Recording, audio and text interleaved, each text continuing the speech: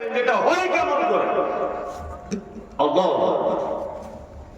মদিনাতে দুর্ভিক্ষ দেখা দিয়েছে, বৃষ্টি হয় না, গাছের খাজুর ভালো হচ্ছে না, চাষিরা চাষবাস করতে পারছে না। কি বললাম বুঝলেন? মানুষ খুব বিপদে।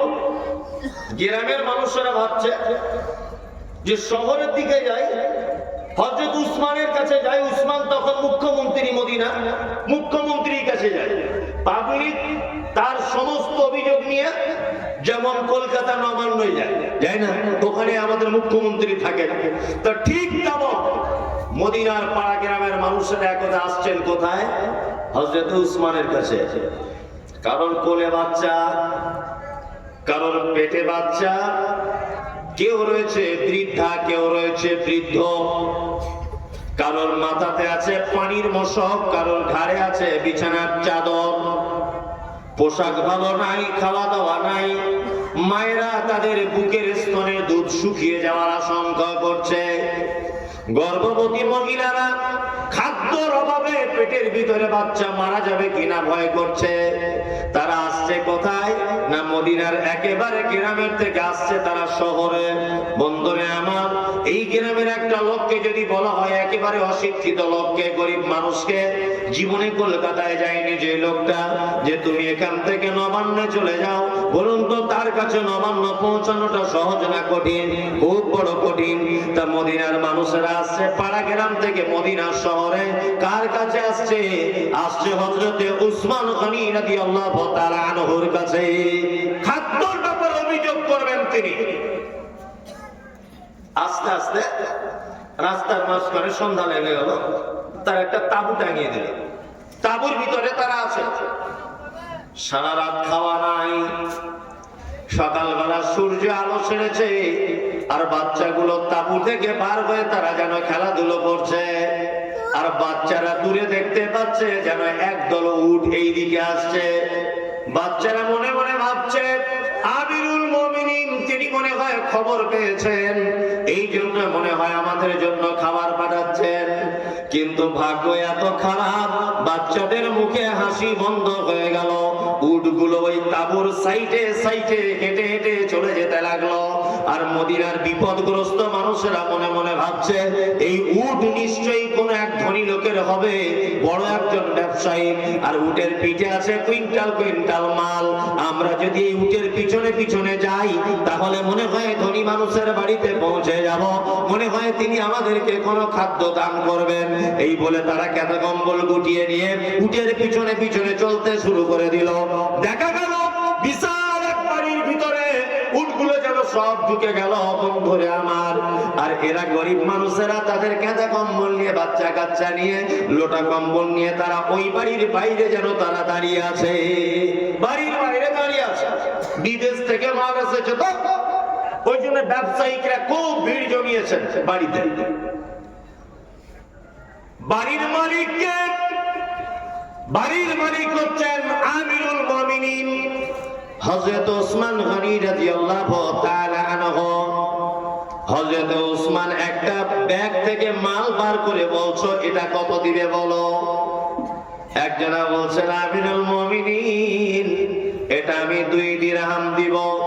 আর একজন বলছেন 10 দিরহাম দিব। আর একজন বলছেন 20 দিরহাম দিব। হযরত উসমান ভাবছেন এটার দাম তো মাত্র 5 দিরহাম, কিন্তু লোকে দাম দিচ্ছে 20 দিরহাম। কারণ কি? কারণ কি? আরে ন্যায্য দাম 5 টাকা, তোমরা বলছো 20 টাকা, কারণ কি?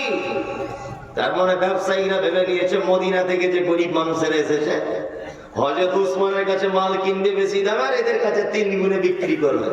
লকডাউনে হয়েছিল না, যার টাকা ছিল 5000 বস্তা আলু স্টক করে দিয়েছে গরিব মানুষ যাতে কিনতে না হয়। এরকম মানুষ ছিল কি ছিল না? ছিল। আল্লাহ। হযরত উসমান আর একটা ব্যাগ তুলে বলছেন বলো কত দিবে।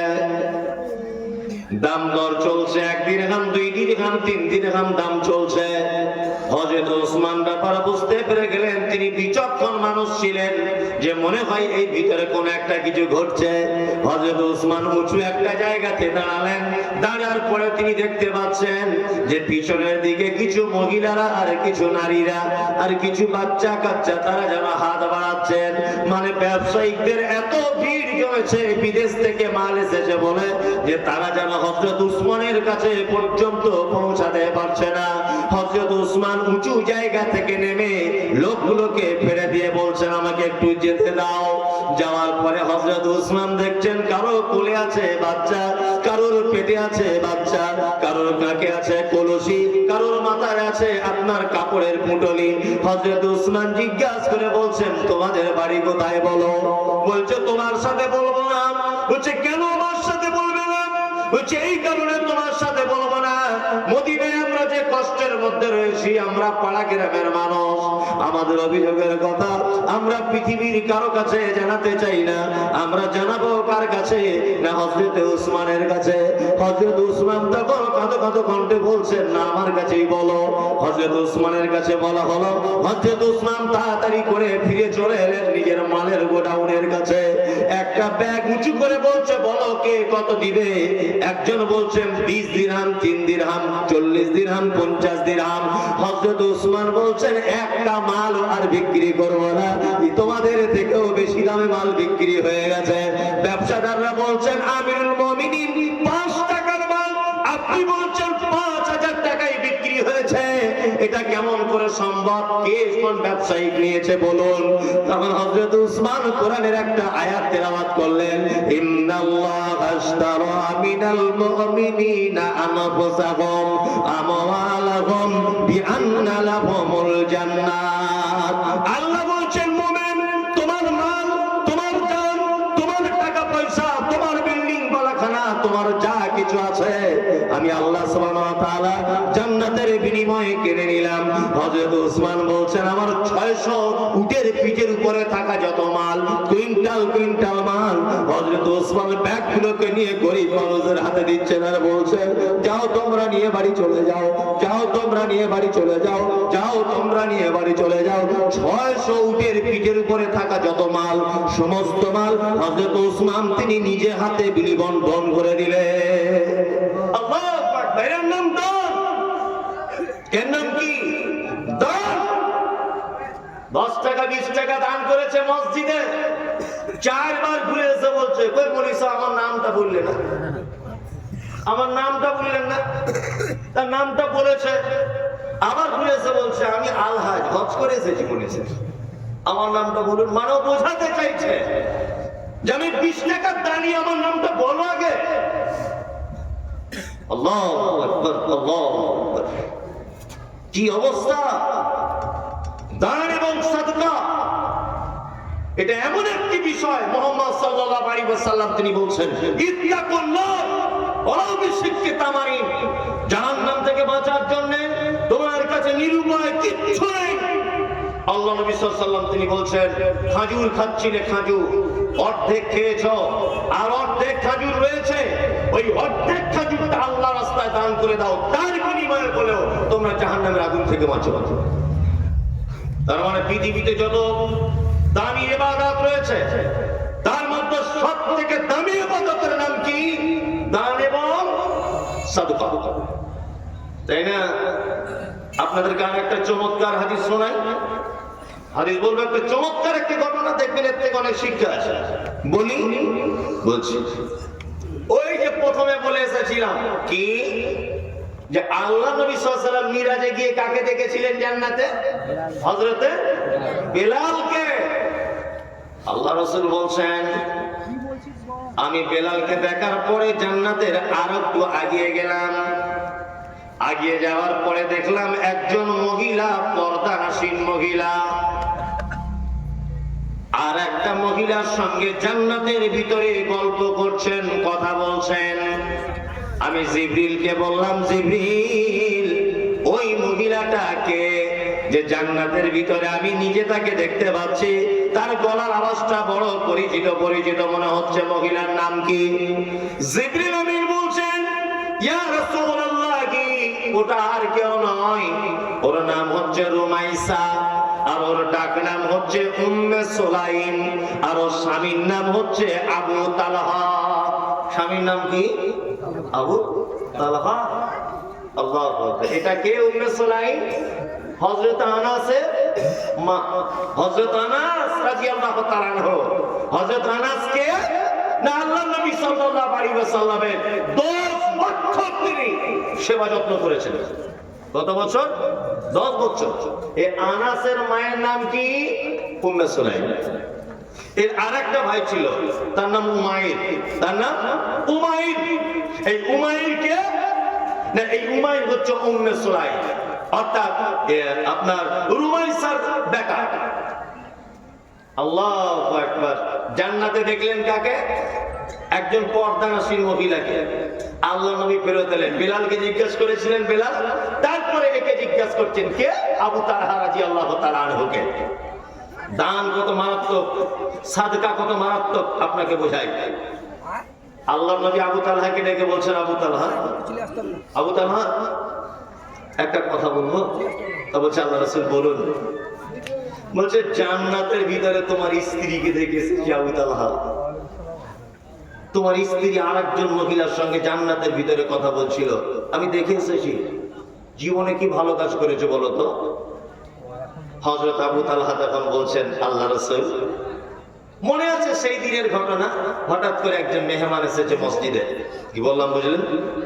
আল্লাহ রাসূল আবু তালহাকে বলছেন, আবু তালহা, আমার বিবিদের বাড়িতে একবার খোঁজ নাও তো, খাবার দাবার আছে কিনা কত। তো হযরত আবু তালহা বলছেন, তখন আল্লাহ রাসূলের 11 জন বিবি ছিল। কতজন? 11 জন। হযরত আবু তালহা বলছেন, 11 জন বিবির বাড়ি থেকে ঘুরে এলাম, একজনের বাড়িতেও কোনো খাবার নাই। আল্লাহ। মদিনার তখন মুখ্যমন্ত্রী কে? মুহাম্মদ সাল্লাল্লাহু আলাইহি ওয়াসাল্লাম। আমাদের অবস্থা কি? আমাদের নেতাদের অবস্থা? আগে আন্ডারপ্যান্ট পরে ঘুরতো, আগে আন্ডারপ্যান্ট পরে ঘুরতো। এইবার ভোটে জেতার পরে দেখছি বুলেট গাড়ি চেপে ঘুরছে। টাকা কি বাপের ছাপা কল আছে? মানুষ বুঝে না এগুলো। আর একটু উপর পোস্টে গেছে তো জামি BMW তে ঘুরছে, কোটি টাকা দাও। টাকা আছে কোথা থেকে? এগুলো মানুষ বুঝতে পারে না। অনেক জলসাতে দেখেছি, অনেক জলসাতে বক্তাদের খাওয়া দাওয়ার ব্যবস্থা গ্রামের সব থেকে ধনী লোকের বাড়িতে হয়। জিজ্ঞাসা করছি যে ভাই এত সুন্দর বাড়ি টাড়ি কি করেন? বলছে 3 বারের প্রধান আমি। আর কিছু করেন না? আর কিছু করি না। প্রধানের বেতনটা এখন 5,000 না 6,000। তো এত রাজপ্রাসাদ বাড়ি, আপনার বাড়ি ডাইনিং টেবিলের দাম তো 1.5 লাখ টাকা। এই টাকা আসে কোথা থেকে? ডাইনিং টেবিল যেটা আছে তার দাম 1.5 লাখ টাকা। টাকা আসে কোথা থেকে? এটা আমাদের নেতাদের চরিত্র। কি বললাম বুঝলেন না? আর মুহাম্মদ সাল্লাল্লাহু আলাইহি ওয়াসাল্লাম তিনি ছিলেন নেতা, তাই না? 11 জন বিবির বাড়িতে কোনো খাবার নাই। আল্লাহ রাসূল তখন ভরা মজলিসে বলছেন সাহাবীদের উদ্দেশ্য করে, সাহাবীরা, তোমাদের ভিতরে কি কেউ আছো যে এই মেহমানের মেহমানদারি করাবে? আল্লাহ তার খাঁটিতে বরকত দিবে, আল্লাহ তার মানে বরকত দিবে। কেউ আছো? সবার আগে আবু তালহা হাত তুলে দিয়ে বলছেন, লাব্বাইক। আল্লাহ রাসূল, আমি প্রস্তুত। বাড়িতে খাবার আছে কিনা একবার খোঁজ নেই। কি বললাম বুঝলেন? আমাদের অবস্থা কি বর্তমান? মসজিদে 2টো অন্ধ লোক এসেছে, জুম্মার দিনে নামাজ পড়ছে। সেক্রেটারি একবার এরকম করে দেখছে, মোতোয়াল্লি একবার এরকম করে। সবাই ঘর চলে, ইমাম সাহেব বলছে একটু ব্যবস্থা করো, অন্ধ লোক এসেছে। কেউ ব্যবস্থা করে? কেউ না। অনেক সময় হয় না এগুলো। কেন এই চরিত্র কেন আপনার? আপনাকে তো আগেও বলেছি, জুম্মার দিন আপনার স্ত্রীকে বলে দিবেন আমাদের বাড়িতে একজন খাবে।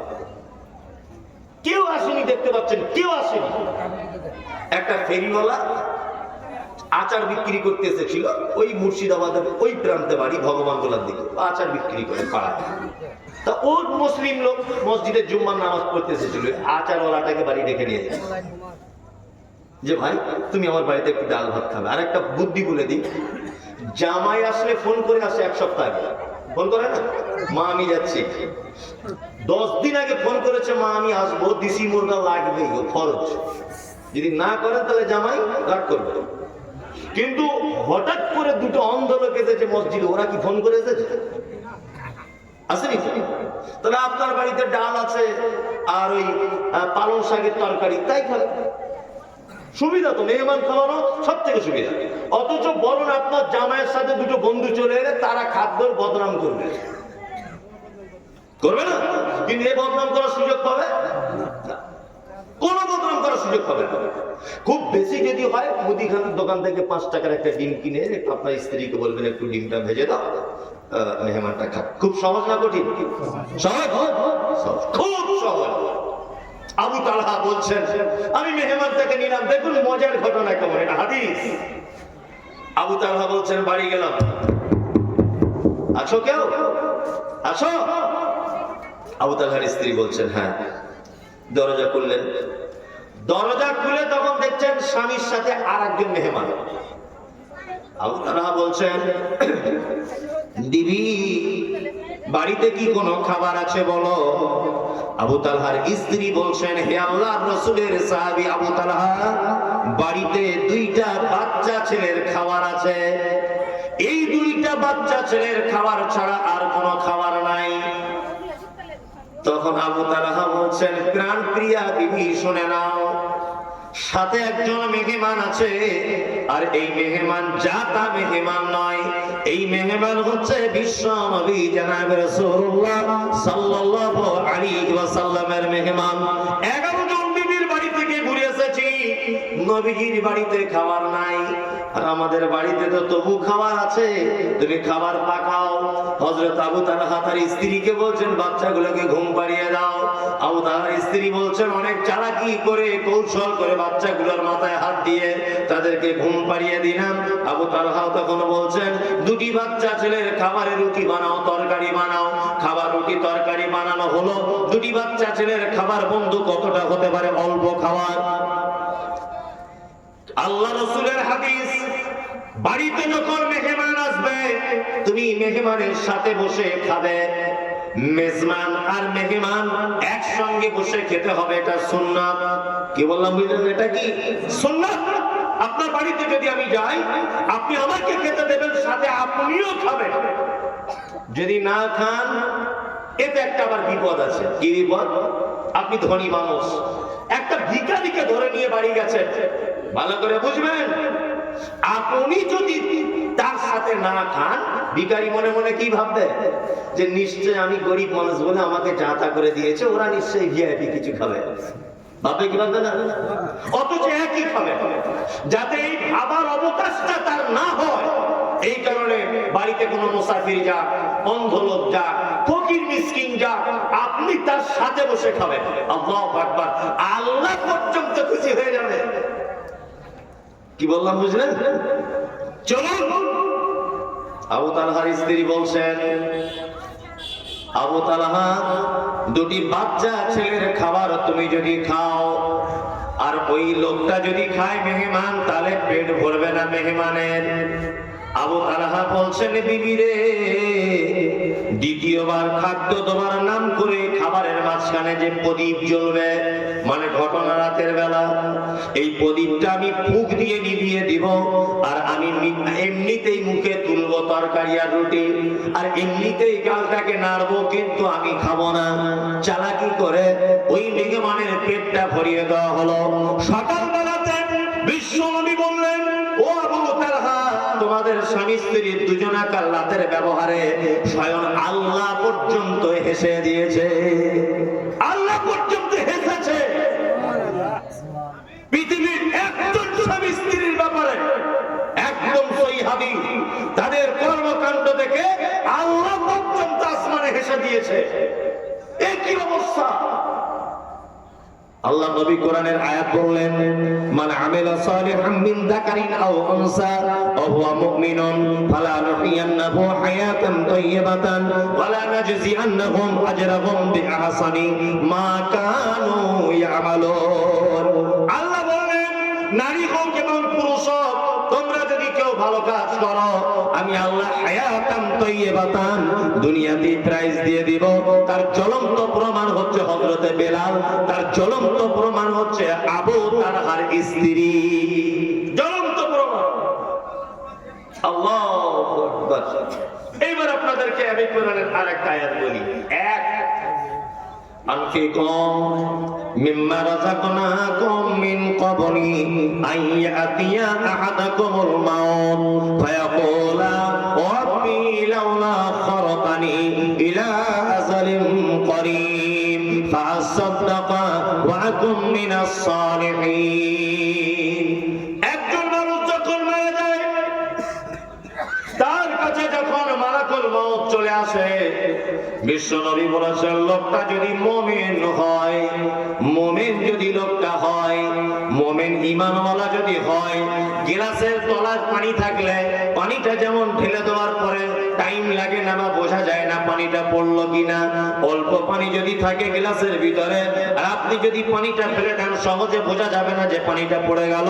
বিশ্বনবী বলছেন যে একজন মুমিনের আত্মাকে যখন মালাকুল মউত বার করে তখন এত সহজ করে করে, আর একজন মুমিন নয়, একজন বদমাইশ লোকের জানটা যখন বার করে তখন যেন তার সমস্ত ভিতরের আপনার হাড় পাঁজর সমস্ত রকমের রগগুলো যেন ছিঁড়ে বার হয়ে আসে, আর মুমিন মানুষটা যেন চিৎকার করতে থাকে, আর সে যেন চরম পর্যায়ের কষ্ট পায়, চরম পর্যায়ের কষ্ট পায়। আমরা কি করি তখন?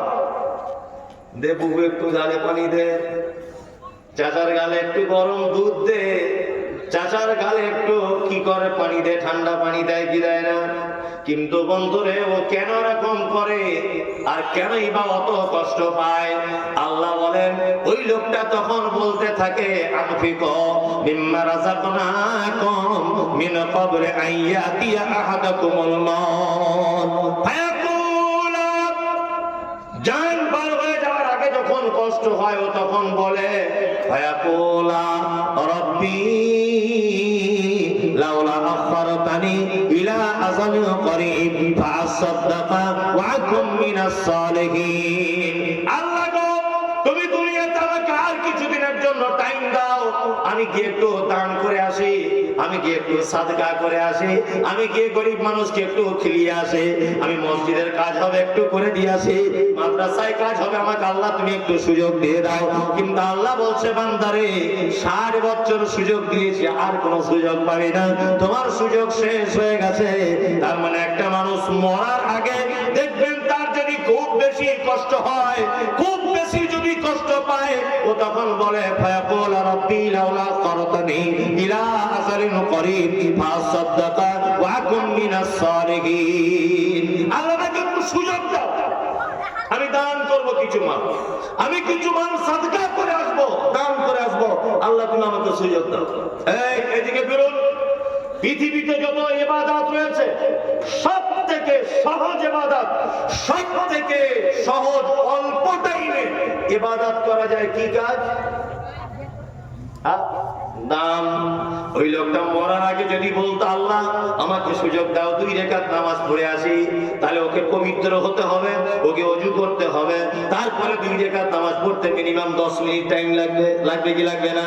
নামাজ ওই লোকটা মরার আগে যদি বলে আল্লাহ গো তুমি আমাকে একটু সুযোগ দাও, আমি একটু মক্কায় থেকে হজ করে আসি, প্লেনের টিকিট কাটতে আর যেতে আসতে ভিসা পেতে টাইম লেগে যাবে 2 মাস, তার মানে এটা বড় কঠিন। ওই লোকটা যদি বলে আল্লাহ গো তুমি আমাকে আর 5 দিন টাইম দাও, আমি রোজা রাখবো, তাহলে একদিন রোজা কমপ্লিট করতে মিনিমাম 13-14 ঘন্টা শুকিয়ে থাকতে হবে, ওটাও একটা বড় কঠিন কাজ। একজন লোক যদি বলে আল্লাহ গো আমি মাদ্রাসায় চলে যাব, গিয়ে পড়ে মৌলভী সাহেব হয়ে আসবো, আমি আলেম হব, টাইম লাগবে কত বছর? 10 থেকে 12 বছর। তার মানে ইবাদতের জগতে যত ইবাদত রয়েছে সমস্ত ইবাদত করতে গিয়ে টাইম লাগে, একটি মাত্র ইবাদত করতে গেলে টাইম লাগে না, 1 সেকেন্ডের ভিতরে ইবাদত কবুল হয়ে যায়, 1 সেকেন্ডের ভিতরে ইবাদত আল্লাহর দরবারে পৌঁছে যায়। গরিব মানুষ রাস্তায় হাত পেতেছিল, ফটাম করে একটা 500 টাকা নোট বার করে দিয়ে দিলে, টাইম লাগলো? খুব জোর করে 2 সেকেন্ড টাইম লাগলো।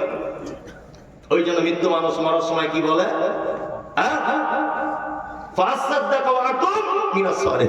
আল্লাহ আমি কিছু দান করার সুযোগ দাও আমাকে, আল্লাহ দান করার সুযোগ। এবার একটা লোক মারাই গেল, একটা লোক মারা গেল। তারপরে মুহাম্মদ সাল্লাল্লাহু আলাইহি ওয়াসাল্লাম কি বলছেন?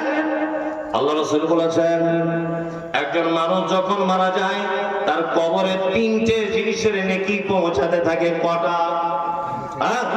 ইযা মাতাল ইনসান ইনকাতা আনহু আমালুহু ইল্লা মিন সালাসাতিন ইল্লা মিন সাদাকাতিন জারিয়াতিন আও ইলমিন ইয়ামতাফাউ বিহি আও ওয়ালাদিন সালিহিন ইয়াদউ লাহু। একজন মানুষ মারা যাওয়ার পরে তার কবরের ভিতরে তিনটে জিনিসের নেকি পৌঁছাতে থাকে। এক নম্বরে নবীজি বলেছেন সাদাকাতুন জারিয়াতুন। সাদকায়ে জারিয়া। সাদকা জারিয়া বুঝেন? বুঝেন? বুঝেন? সাদকা জারিয়া বুঝেন। আমরা কি বুঝেছি আর সাদকা জারিয়া কি? আমার মাদ্রাসা দুতলার ছাদ হচ্ছে, বোঝানোর জন্য বলছি। তা কোন একটা কোটিপতি লোক, টাকার তার মনে হয় আল্লাহ শেষ দেয়, ভালো করে বুঝবেন। তা ওকে গিয়ে বলছি যে মাদ্রাসার ছাদটা ঢালাই দিব, দুতলার উপরে বাচ্চারা থাকতে পারছে না, একতলাতে জায়গা হচ্ছে না। আমি নিজে গিয়েছি, কিছু যদি আপনি ছাদটা করে দেওয়ার ব্যবস্থা করতেন তাহলে একটু ভালো হতো। আপনি কিছু অন্তত পক্ষে দেন, কিছু দেন। তখনও বলছে না, মাদ্রাসা দিয়ে কি হবে, ওখানে দিয়ে লাভ নাই। ভালো করে বুঝলেন? আমাকে 200 টাকা ধরিয়ে দিল, চলে গেল। কিছুদিন পর লোকটা মারা গেল। তার বেটারা 2 লক্ষ টাকা খরচা করে 3000 লোককে বিরিয়ানি করে খাইয়েছে, বাপ মারা গেছে বলে। কি বলছি বুঝতে পারছো না? পরে শুনতে পেলাম যে 2-3 হাজার লোক খাইয়েছে বিরিয়ানি করে, বাপ মারা গেছে তাই। আচ্ছা বলুন তো 10 পয়সা নাকি হয়েছে? হয়েছে। অথচ ও যদি আমার মাদ্রাসার জন্য 10,000 টাকা দিয়ে বলতো 2 কুইন্টাল রড আমার পক্ষ থেকে, তাহলে কিয়ামত পর্যন্ত সাদকা জারিয়ার নেকি পেত কি পেত না? পেত। আল্লাহু আকবার। যাই হোক, দানের ব্যাপারে আর বেশি কি বলা, রাত্রি 12টা বাজে এখন। কমিটির লোক বিচলিত হচ্ছে, আমি বুঝতে পারছি যে মেন কাজ এখন শুরু করছে না, মৌলভী সাহেব শুধু আজে বাজে বকছে। হ্যাঁ, লোক যদি চলে যাচ্ছে। আচ্ছা আচ্ছা, মসজিদ, আপনাদেরকে একটা ছোট্ট হাদিস আল্লাহ রাসূল সাল্লাল্লাহু আলাইহি ওয়াসাল্লাম বলি, 1 মিনিট আমাকে টাইম দেন। আমাদের বাড়ি ঘরে, বাথরুমে, বাড়িতে দেখবেন একটাই মৌমাছির মতো একটা পোকা মাটির বাসা করে, দেখেছেন? কি বলে ওটা? ছোট্ট ছোট্ট বাসা করে মাটি দিয়ে ঘরটা বানায়। আল্লাহ রাসূল সাল্লাল্লাহু আলাইহি ওয়াসাল্লাম বলেছেন, কেউ যদি তার অর্থ দিয়ে মসজিদের এতটুকু জায়গা যদি উঁচু করে দেয়, আল্লাহ রাসূল বলছেন তার জন্য জান্নাতে একটা রাজপ্রাসাদ নির্মাণ করা হবে। কি বললাম বুঝলেন না? তার জন্য জান্নাতে একটা ঘর নির্মাণ করা হবে। অতটুকু পরিমাণ যদি তার অর্থ দিয়েছে মসজিদকে তুলে দেয়। মসজিদের উন্নতি কল্পে জলসা, আপনাদের কাছে বিনীত অনুরোধ যে আপনারা মসজিদের জন্য আল্লাহর হস্তে আপনাদের পক্ষ থেকে 2000, 4000, 5000 টাকা আপনারা মসজিদের জন্য ব্যয় করুন। আর একজন ভাই দিয়েছেন 500 টাকা। আল্লাহুম্মা সাল্লি আলাইহি আল্লাহুম্মা বারিক আলাইহি। ভাই কে আছেন? আর একজন দিয়েছেন 1000 টাকা। দেন ভাই, একটু আগিয়ে আসবেন, আপনারা দেন, আল্লাহর হস্তে দেন, দেন। 100 টাকা। মানে জলসার আগে কালেকশন হয়েছে নাকি? তো কই কালেকশন তাহলে? জি, আরে আপনাদের পক্ষ থেকে কেউ একজন বলুন যে আমার পক্ষ থেকে আমি 5000 টাকা দিব, আল্লাহর রাস্তা দিব। একজন ভাই বলুন। মেয়ে মহল থেকে এসছে বেশ কিছু টাকা। ভাই আপনারা একজন আল্লাহর রাস্তা আসুন একটু মসজিদের জন্য। মুর্শিদাবাদ সম্পর্কে তো আমার ধারণা ভুল হয়ে যাবে। মুর্শিদাবাদের মানুষ তো খুবই দানি, কিন্তু এরকম কেন করছে কে জানে। জি, অন্তত পক্ষে 5,000 টাকা 2-4 জন মানুষ দেন, 20,000 টাকা হোক, আল্লাহর রাস্তায় দেন। ঠিকাদারি করেন, বড় ব্যবসা করেন, আল্লাহ মালে বরকত দিবে। দান অনেক মারাত্মক একটি ইবাদত। পৃথিবীতে যত ইবাদত রয়েছে আল্লাহর রাগকে কমাতে পারে, তার নাম সাদকা। তার নাম কি? দান। মুহাম্মদ সাল্লাল্লাহু আলাইহি ওয়াসাল্লাম বলেছেন, আস-সাদাকাতু তুরাদ্দুল বালা। সাদকা করলে বালা মুসিবত মিটে যায়।